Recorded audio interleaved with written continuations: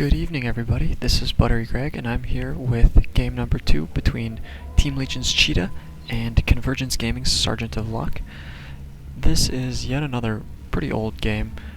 You guys may remember I casted game 1 from this series like 2 or 3 weeks ago at this point, and then we got interrupted because we had the awesome clan war with its Gosu, and, you know, things got messed up, but I'm finally back and thought I'd finish off this series, hopefully finish off the entire clan war and start getting all these games on YouTube. So, here we are in game number 2, and we have SGTofLuck spawning in the bottom left as the light blue Terran, and his opponent's going to be ChiTa spawning in the top right as the blue Protoss. We're playing on Xel'Naga Caverns. 2-player map, really standard map. Everyone used to really love this map, although I think they're slowly turning on it. I've heard a lot of theories as to why people don't really like this map anymore. I know in the past, when we had a really low quality ladder pool, the map was actually really favored because it was really middle of the road. The rush distance is pretty much average. There's a couple of attack paths, which is nice, but your natural is pretty open, so that presents actually a couple of problems because there's 3 major attack paths and there's some backdoor rocks. So as the game has evolved, we've seen the introduction of a lot of much larger maps into the map pool, and as a result, Xel'Naga Caverns is actually kind of on the small side now. And it's a 2-player map, so that means there's certain cheeses that are a possibility. And with these rocks, I mean, people hate on rocks for a while, but now it makes the third base a lot harder to get. Because your third is all the way over here, and there's an easy attack path from the bottom. And if you don't take this as your third, you have to take the gold, which also has rocks. So really, you're kind of limited to a bunch of 2-base plays, unless you're very proactive and take out your rocks. And even there, your natural is really wide open. You know, we've got John's common knowledge hallway up here, then you have a very wide opening here, another very wide opening here, and up near where your base is, there's actually really nothing, with your ramp pretty far off to the side.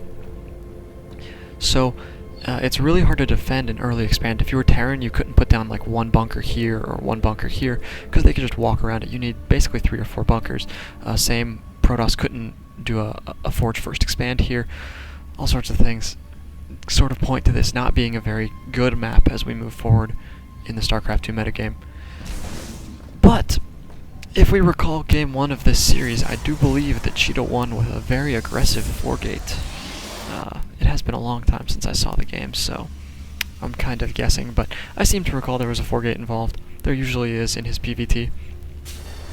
So with that in mind, I would not be surprised to see a 1-base play out of both players. SGTofLuck he's a Grandmaster player. I think he might not be in Grandmaster due to inactivity, but he was definitely in Grandmaster when this game was played, and he's definitely a Grandmaster level player.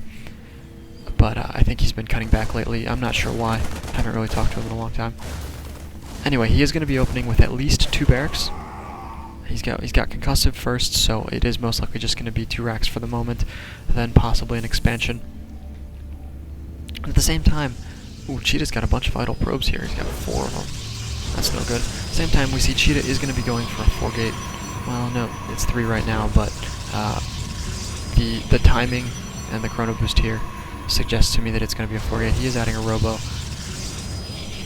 We'll see. I think he's going to go for a 4-gate warp prism like he usually does. I think it's a really strong PvT to get this warp prism out and do a 4-gate. I mean, it's kind of an almost all-in style attack, but the thing about it is Terran has to defend his ramp down here, so you take your warp prism in the back and you warp in, right? And that totally negates his defender's advantage. He would need 2 bunkers to defend it. So on most maps, Xel'Naga is a little bit less good for this than, say, Metalopolis, which is where we see ChiTa do this build a lot. But I think it's still a very powerful play. Oh, wow, actually, I am totally wrong. Looks like ChiTa's actually going just for a 3-gate robo expand. This is a little different than his normal aggressive PvT style. It's not super economy based, but it's not super aggressive. It's kind of middle of the road build. I think it's an interesting choice. Looks like SGTofLuck, meanwhile, is actually going for 3 racks off of 1 base. He's got a lot of units queued up here. This is generally not very good. If he didn't have all these Marines queued up, he could afford to get, you know, another command center pretty soon here.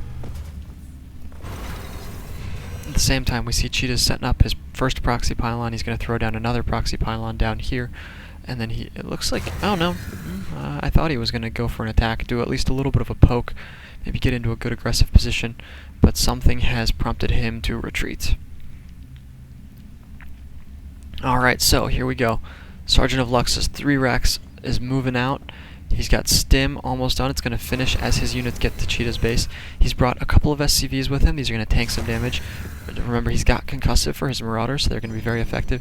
Meanwhile, Cheetah only has these 3 gateways right now and a Robo, but he doesn't have any Immortals. He just has a number of Observers. This is going to be a very difficult defense for Cheetah to make. He's got a small number of units. He's got gateway units against Bio, and Bio's generally stronger than gateway units. Looks like Sergeant of Luck is going to be able to start the bunker. If these bunkers get finished, you know, Cheetah's definitely going to lose this expansion. He's probably going to lose a lot of units in the process of trying to defend it. Ooh, he's not able to snipe the SCV, but he picks off the other SCVs. At the same time, we see all the Zealots going down. So now these Marauders are going to be extremely effective against these Stalkers. Just melting through these Stalkers. It looks like Sergeant of Luck has a definitive victory in this battle and the game. So Cheetah GG's, and this ties the series up 1-1. So let's check out game number 3.